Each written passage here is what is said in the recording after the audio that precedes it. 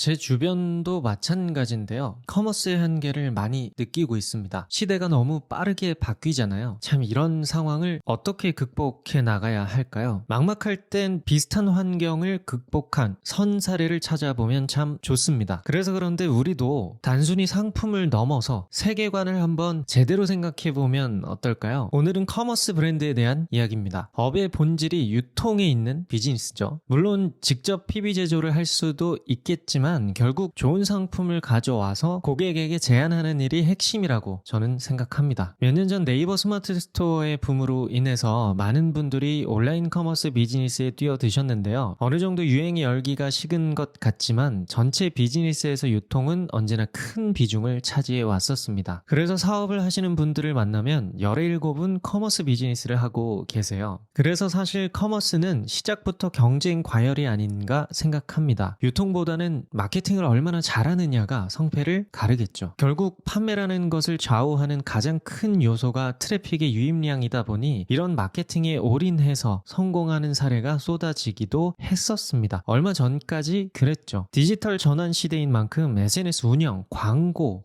검색 엔진 최적화 등의 온라인 마케팅에 다들 집중했잖아요. 하지만 요즘은 경쟁이 과열되다 못해 포화되었습니다. 진입장벽이 낮아설까요? 아무튼 언제나 역사에서 그래왔듯 이런 상황에는 결국 브랜딩이 중요해집니다. 커머스에서의 이런 변화를 이해하려면 온라인을 참고하기보다는 먼저였던 오프라인 커머스 생태계를 살펴봐야 하는데요. 이것저것 떼다 팔던 시장을 뒤이어서 나름의 안목을 가지고 상품을 셀렉해서 판매하는 편집샵이 인기였었잖아요. 이런 편집샵은 특성상 상품도 중요하지만 편집샵의 브랜드 가치를 믿고 소비하는 경우가 많기 때문에 커머스 쪽에서 브랜딩의 역할이 굉장히 중요해진 것이죠. 경쟁을 이겨내기 위해 발전하는 흐름으로 이해하면 쉽습니다. 이런 흐름이 마찬가지로 온라인에서도 이루어지고 있는데요. 오프라인 편집샵이 온라인 마케팅, 브랜딩을 열심히 하면서 수만 명의 팔로워들과 커뮤니케이션 하기도 하고 신생 온라인 편집샵을 도전하시는 분들도 많아졌습니다. 아마 치킨 게임에 질리신 분들은 한 번쯤 생각해 보셨을 거예요. 우리가 파는 상품이 아니라 우리가 하나의 브랜드로 인식되면 훨씬 더 나은 마케팅을 펼칠 수 있었을 거라고요. 맞습니다. 지금 시대에 맞는 방향이죠. 하지만 저는 이러한 변화 또한 바로 지금은 아니라고 생각합니다. 브랜딩이 중요하다는 목소리가 커머스에서 퍼진 지 꽤 되었고요. 그래서 그런지 요즘은 가성비를 중시하는 커머스 안에서도 브랜딩을 잘하시는 분들이 적지 않아요. 물론 보기에 더 발전한 필요는 있어 보이지만 말입니다. 이제는 아예 비즈니스의 본질 자체를 좀 고민해야 하는 시기가 아닌가 하는 생각이 저는 듭니다. 단순히 좋은 상품을 잘 셀렉한다고, 안목이 있다고, 그럴듯하게 브랜딩한다고, 그렇게 그럴듯한 브랜드가 되었다고 해서 잘 팔리는 걸까요? 어쩌면 이런 관점이나 태도는 판매자에게 더 많은 초점을 맞추고 있는 게 아닐까요? 잘 생각해보면 우리 브랜드가 노력해서 가져온 좋은 상품을 다른 곳에서도 구매할 수 있습니다. 다른 편집샵 혹은 아예 온라인에서 뭐를 찾아서 다이렉트로 구매할 수도 있고요. 요즘은 해외 구매도 잘 되어 있기 때문에 소비자가 조금만 노력하면 좋은 상품이야 스스로 충분히 구할 수 있습니다. 그런 상황에 우리 브랜드에게 구매하게 만들려면 조금 더 진지한 고민을 할 필요가 있지 않을까요? 결국 물건을 구매하는 건 소비자입니다. 그러려면 우리의 고객이 되는 사람들이 지금 어떤 상황이고 어떤 고민을 하고 어떤 걸 주로 찾고 있는지를 파악하는 게 먼저라고 생각해요. 제가 알기로 지금 시대의 소비자는 의식 수준이 굉장히 높아졌습니다. 그래서 마음만 먹으면 구할 수 있는 좋은 상품을 찾기보다는 그 상품을 판매하는 브랜드가 자기 자신의 개성에 잘 맞는지, 가치관은 올바른지, 공감대를 형성하는지가 더 중요해졌죠. 이런 상황에 단순히 좋은 상품만 제안하는 건 소비자를 무시하는 행동일 수 있습니다. 지금 시대의 브랜드에게 가장 중요한 키워드는 세계관 소비가 아닌가 싶어요. 결국 앞으로의 커머스 브랜드는 하나의 세계관으로 인식되어야 할 겁니다. 특정 상품으로 기억되기보다는 하나의 문화로 기억되는 게 중요해질 거예요. 사람들을 더 멀리서 지켜보면 특유의 패턴을 이해할 수 있습니다. 그 패턴이 바로 세계관 소비입니다. 세계관 소비는 쉽게 이야기해서 자신의 세계관이 유지되는 소비만 한다는 건데요. 의식 수준이 높아진 사람들에게서 흔히 볼 수 있는 현상입니다. 예를 들어 빈티지 샵에